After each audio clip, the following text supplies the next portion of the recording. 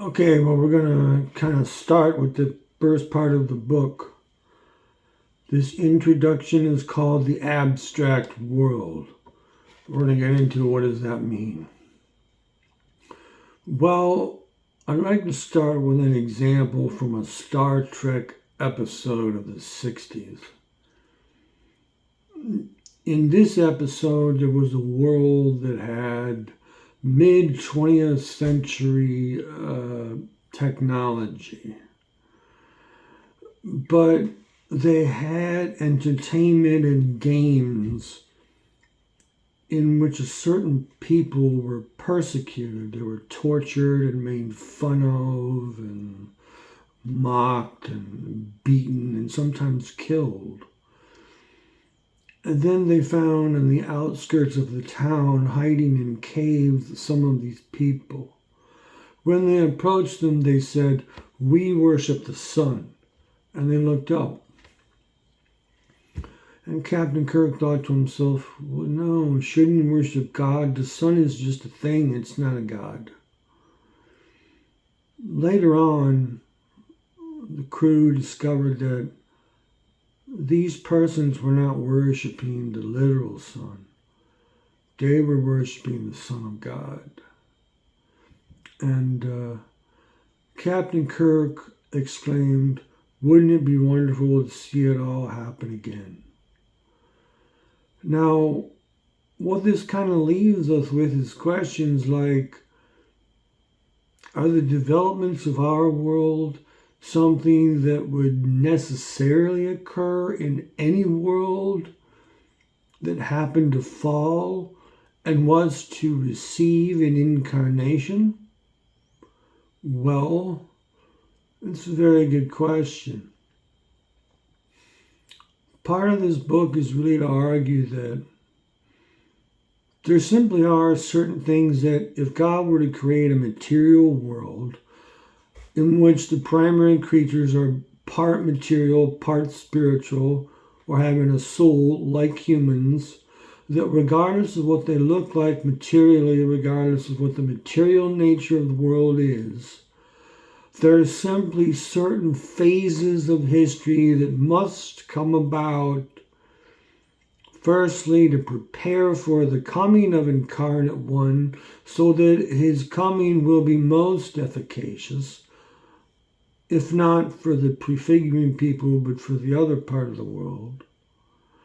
And that ultimately the ages are arranged so that when he finally comes at the end, he will have done everything he possibly could to redeem the world. What we're going to find is that if we analyze our world, we can argue that some of the things that occur in our world would necessarily be present in any world and in any material creature. We're going to look at this so that effectively all of the major ages of our world will in fact end up be more or less present in an abstract world, in any other world. Again, a world in which it happens to fall and receives an incarnation efficaciously. Obviously, a world does not have to fall. They could remain faithful, in which case its history will be simple. They will gradually grow in the knowledge of the Trinity and of God, and then presumably maybe receive a Christ and be taken up to heaven. Okay, that would be something simple. But if it falls, there's a certain nature to the fall that necessarily drives history according to phases that must come. Just as Christ fell approximately 3 times or 5 times, depending on the tradition you look at, on his way to the cross, of which we will look at later on. So let's look at this. What I want to do is talk about a humorous situation to look at the Old Testament apocalypse, as it were, which is the book of Daniel. Now you have to know that Daniel occurred during the immediate chastisement of the Jewish people. The Jewish people had been wicked. They didn't listen to God. God sent prophets. They killed the prophets. They mocked the prophets. They didn't listen. Finally, as Chronicles says, there was no remedy. And so God allowed the Babylonians to come down and to destroy the temple, kill all the men, rape the women, and carry them away into exile. And it was a shock. And now Daniel stood within the midst of this, but he was a holy young man, healthy and holy. He was approximately 15 years old. He was beloved of God. And what happened was shortly after this exile, King Nebuchadnezzar, the king of Babylon, had a great dream. And he was very disturbed by the dream. And so he went to the pagan wise men and said, please tell me the meaning of the dream.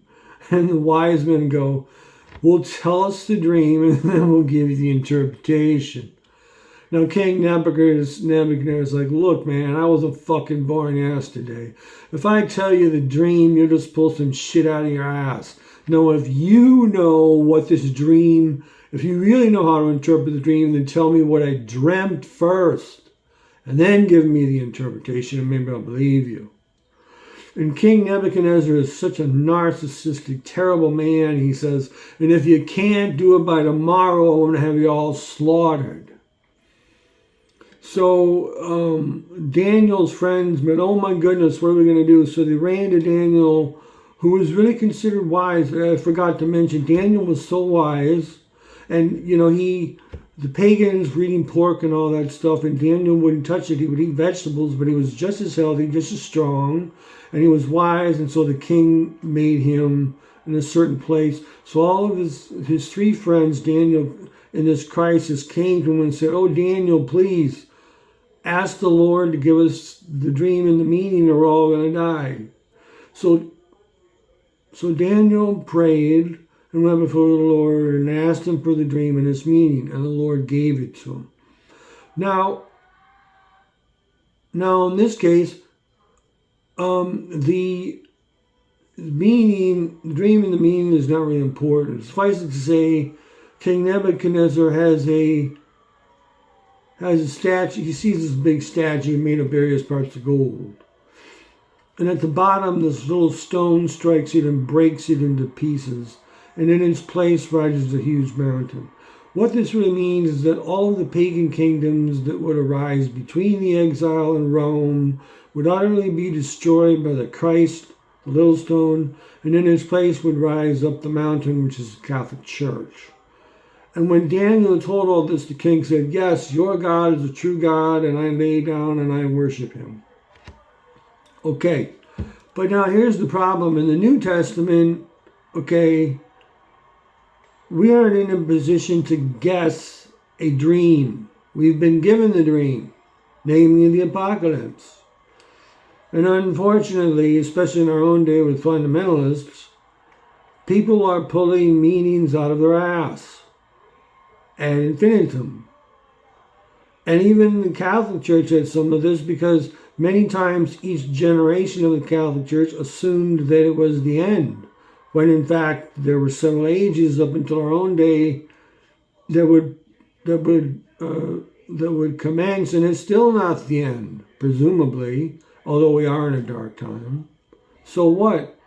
Well, I guess what I'm suggesting is there is what you could call the eternal dream behind the dream of the apocalypse.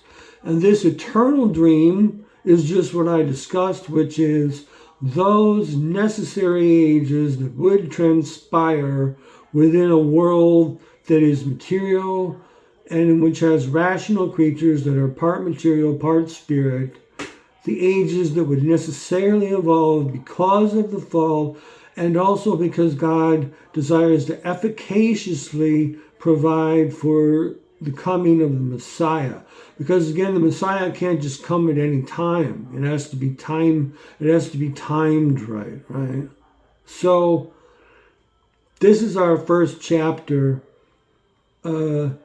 in the next segment, what I want to talk about is that even before the incarnate one comes, the people of God or humanity first has to start with a religion of pictures or physical pictures, because they are not ready for the unwritten word of the New Testament, the unwritten doctrines.